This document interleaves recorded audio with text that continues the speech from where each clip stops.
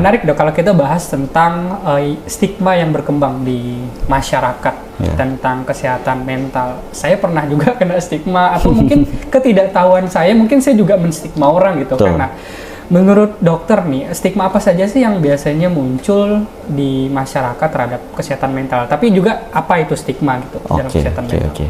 Oke, stigma ini menarik ya dan susah buat kita singkirkan. Stigma itu bisa dari publik ke satu kelompok, bisa juga ke diri sendiri. Kita bisa menstigma diri kita sendiri. Nah, itu juga ada tingkatan-tingkatannya dulu. Sebelumnya stigma itu apa dulu ya? Stigma itu cap negatif ya terhadap satu kelompok atau satu individu gitu, misalnya ke penderita kita sebut aja misalnya ke penderita HIV/AIDS, ke penderita gangguan mental, itu juga sering di stigma, capnya negatif lah pokoknya. Kemudian ada tingkatan, ada unsur-unsurnya, ada kita bilangnya kognitif, afektif, itu udah kena perasaannya. Kalau kognitif itu masuk ke pikiran kita, sama perilaku, berarti sudah ke tindakan. Kalau kognitif misalnya kita yakin nih kalau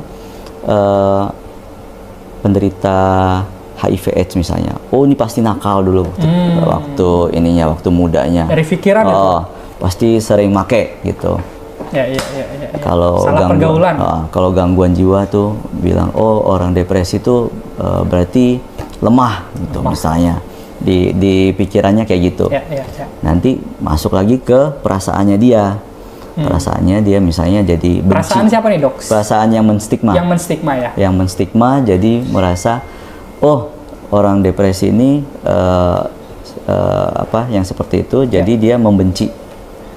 Jadi benci orang yang seperti itu misalnya.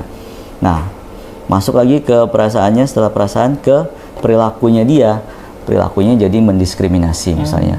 Yang paling parah mungkin bisa mengintimidasi, melakukan pelecehan. Dan itu bisa. Tingkatannya ya dok ya?